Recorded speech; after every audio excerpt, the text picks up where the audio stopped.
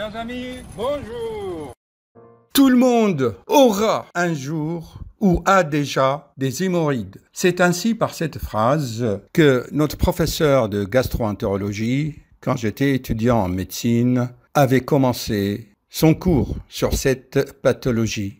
Et je me souviens parfaitement quand j'étais assistant médical à la cité universitaire, je recevais des jeunes étudiants de 20 ans. Ah, écoute, donne-moi quelque chose, j'ai mal à l'anus, j'ai une hémorroïde qui commence. Et plus tard, à mon cabinet, toutes sortes de patients, parfois des femmes après des accouchements difficiles ou des hommes obèses. Ce que j'aimerais transmettre dans ce travail synthétique, l'être humain doit savoir que les hémorroïdes sont une conséquence. La cause est ailleurs. Okay. Prenons l'exemple, quand j'étais à la cité universitaire, souvent des jeunes qui se mettaient en érection pendant des heures. Ainsi, il avait une sorte de stase veineuse dans le petit bassin. Vous voyez, souvent les lundis, parce que le week-end a été bien arrosé et ils avaient fumé pas mal. Des toxines, j'en parle souvent dans mes vidéos. Les toxines, ce n'est pas bon car ça épaissit le sang bleu, le sang veineux. D'une part, et d'autre part, il n'y a pas assez de force antigravitationnelle pour remonter le sang. Ces causes-là, on n'en parle pas dans les livres et les professeurs de médecine n'en parlent pas. Il faut insister beaucoup sur le transit intestinal, la constipation. Comment allez-vous? Vous savez, c'est une expression française qui vient « Comment allez-vous » à la selle. Les rois de France en souffraient.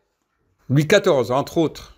Bien sûr, vous pouvez avoir des milliers de vidéos et des travaux, des livres sur la constipation. Mais en 2 mots, il faut distinguer la constipation avec envie et la constipation sans envie. Mais ça, on ne vous en parle pas. La constipation sans envie d'aller à la selle, c'est une intoxication, c'est une saturation de l'organisme, une paresse, mauvaise habitude.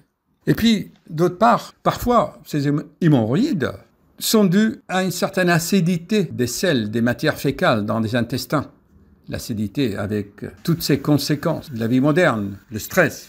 Eh bien, dans ces cas-là, vous regardez par vous-même et vous alcalinisez. Alcalin, et vous devez rendre alcalin votre alimentation.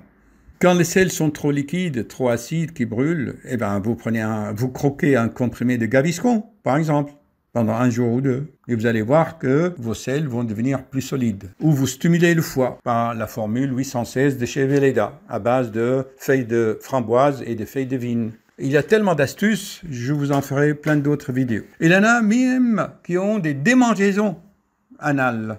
Alors là, méfiez-vous de certains compléments alimentaires, des huiles. Il faut faire des toilettes avec un savon qui s'appelle Saforel.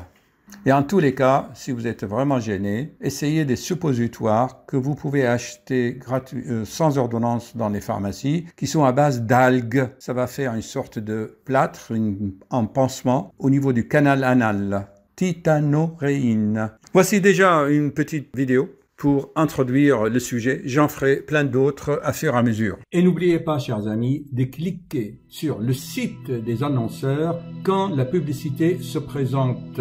Car grâce aux mots-clés que je mets dans le descriptif, Google cible la publicité et parfois il y a des choses intéressantes. Soyez critiques.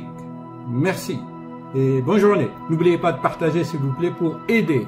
Toujours aider gratuitement. Merci.